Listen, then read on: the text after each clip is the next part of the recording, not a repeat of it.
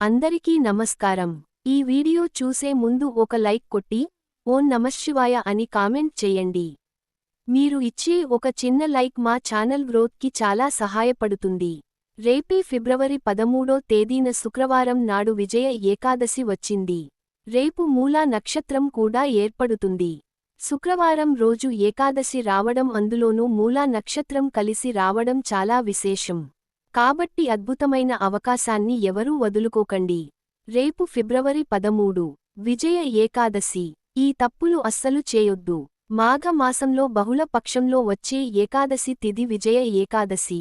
ఏకాదశి రోజున పూజ చేస్తే ఏడాది మొత్తం విజయాలే. ఏకాదశి రోజంతా అన్నం తినకుండా ఉండాలి. విజయ ఏకాదశి ప్రాధాన్యత ఏంటి? విజయ ఏకాదశి సందర్భంగా ఎలాంటి విధి విధానాలు పాటిస్తే తలపెట్టిన ప్రతి పనిలో విజయం చేకూరుతుందో, కార్యసిద్ధి ఏర్పడుతుందో, విజయ ఏకాదశి వెనుకున్న పురాణ రహస్యాలు ఏంటో, విజయ ఏకాదశి రోజున ఎటువంటి దానాలు ఇవ్వడం ద్వారా అద్భుతమైన ప్రయోజనాలు చేకూరుతాయో తెలుసుకుందాం. మాఘ మాసంలో బహుళ పక్షంలో వచ్చే ఏకాదశి తిథిని విజయ ఏకాదశి అనే పేరుతో పిలుస్తారు. దీనికి విజయ ఏకాదశి అనే పేరు ఎందుకు వచ్చిందంటే, ఆ రోజున ఏ పని ప్రారంభించినా ఆ పనిలో ఖచ్చితంగా విజయమే వరిస్తుంది. ఈ ఏడాది రేపు ఫిబ్రవరి 13న శుక్రవారం నాడు విజయ ఏకాదశి వచ్చింది. ఏకాదశి వ్రతం అంటే పగలు ఉపవాసం ఉండటం, పాలు, పండ్లు స్వీకరించటం, రాత్రికి విష్ణుమూర్తిని స్మరించుకుని మర్నాడు ద్వాదశి రోజున ఎవరికైనా భోజనం పెట్టి ఆ తర్వాత ఆహారం తీసుకోవడం. స్వయంగా శ్రీరామచంద్రమూర్తి విష్ణుమూర్తి అవతారం అయినా ఆయన కూడా సీతమ్మ అన్వేషణలో రావణుడి మీద విజయం సాధించేందుకు ఈ ఏకాదశి వ్రతం చేశారని పండితులు చెబుతున్నారు. ఈ వ్రతం చేయగానే సేతువు నిర్మాణానికి సంబంధించిన ఆలోచన మెదిలి, వానరుల సాయంతో సేతువు నిర్మాణం జరిగి, ఆ సేతువు మీద వెళ్లి లంకా నగరం చేరుకుని రావణుడి మీద విజయం సాధించాడు. అందుకే దీనికి విజయ ఏకాదశి అనే పేరు వచ్చింది. ఇది విజయ ఏకాదశి వెనుకున్న పురాణ గాథ. విజయ ఏకాదశి రోజున పూజ ఎలా చేయాలి? స్కాంద పురాణంలో చెప్పినట్లు విజయ ఏకాదశి రోజున పూజ చేస్తే మీకు సంవత్సరం పాటు ఏ పని ప్రారంభించినా విజయం తథ్యం. ఒక కుండ లేదా పాత్ర తీసుకోవాలి. ఆ పాత్రలో నీళ్లు పోయాలి. దాని చుట్టూ మామిడి ఆకులు అలంకరణ చేయాలి. పలు రకాల పుష్పాలు, అక్షితలు వేయండి. దాన్ని పూజ గదిలో ఉంచాలి. పక్కనే లక్ష్మీనారాయణుల ఫోటో లేదా విష్ణు సంబంధమైన ఫోటో పెట్టాలి. దానికి పంచోపచార పూజ చేయాలి. గంధం, పుష్పం, ధూపం, దీపం, నైవేద్యం ఈ 5 సమర్పిస్తే పంచోపచార పూజ అంటారు. అలా పూజ చేశాక ఏకాదశి మరునాడు నది దగ్గర లేదా చెరువు దగ్గర లేదా దేవాలయ ప్రాంగణంలో కుండ లేదా పాత్రతో పాటు ఫోటోని బ్రాహ్మణుడికి దానంగా ఇవ్వాలి. చేయాల్సిన దానాలు: వస్త్రదానం, గొడుగు దానం, పాదరక్షలు దానం, ధాన్యం దానం. వీటిలో ఏ దానం ఇచ్చినా విశేషమైన ప్రయోజనాలు, సమస్త శుభాలు కలుగుతాయి. ఏకాదశికి అద్భుతమైన ప్రాధాన్యత. పౌర్ణమికి ముందు కానీ పౌర్ణమి తర్వాత కానీ 11వ రోజున ఏకాదశి వస్తుంది.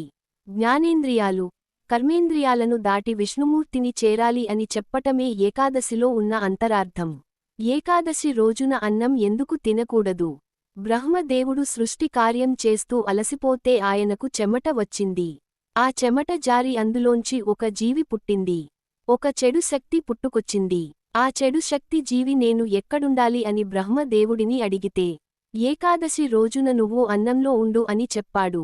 అప్పటి నుంచి ఆ జీవి అన్నంలో ఉండటం ప్రారంభించింది. అందుకే ఏకాదశి రోజున అన్నం తినకూడదు అని పురాణాల్లో చెప్పారు. ఇందులో సైన్స్ కూడా ఉంది. ఏకాదశి రోజున అన్నం తినకుండా రోజంతా ఉపవాసం ఉంటే మరనాడు ద్వాదశి రోజు పారణ చేయటం ద్వారా విశేషమైన ప్రయోజనం చేకూరుతుంది. పారణ అంటే ద్వాదశి ఘడియలు ఉండగానే ఏదో ఒక ఆహారం తినాలి. ఏకాదశి అంతా పాలు, పండ్లు తీసుకుంటూ అన్నం తినకుండా ఉండాలి. ద్వాదశి రోజున ద్వాదశి ఘడియలు ఉన్న సమయంలో ఏదో ఒక ఆహారంగా తినాలి. విజయ ఏకాదశి రోజున అందరూ కూడా ఓం నమో భగవతే విష్ణవే ఈ మంత్రాన్ని వీలైనన్ని సార్లు చదువుకోవాలి. అలాగే విష్ణు సంబంధమైన స్తోత్రాలు, విష్ణు సహస్రనామ స్తోత్రం, విష్ణు పంజర స్తోత్రం ఈ రెండింటిలో ఏదో ఒకటి వినటం లేదా చదవటం చేయాలి. ఏకాదశి రోజున అస్సలు చేయకూడని తప్పులు: హెయిర్ కటింగ్ చేయించుకోకూడదు, షేవింగ్ చేయించుకోరాదు, గోర్లు కత్తిరించుకోరాదు. ఇలా చేస్తే ఆరోగ్య సమస్యలు వస్తాయి. దైవానుగ్రహాన్ని తగ్గిస్తుంది. అభ్యంగన స్నానం, ఒంటికి నువ్వుల నూనె రాసుకుని తలంటు స్నానం చేయకూడదు. తలంటు స్నానం చేయకూడదు. ఏకాదశి రోజున మృతికా స్నానం చేస్తే జీవితంలో తిరుగులేని విజయాలు లభిస్తాయి. అందులో విజయ ఏకాదశి రోజున మృతికా స్నానం చేస్తే బ్రహ్మాండమైన, తిరుగులేని అద్భుత, శుభ ఫలితాలు కలుగుతాయి.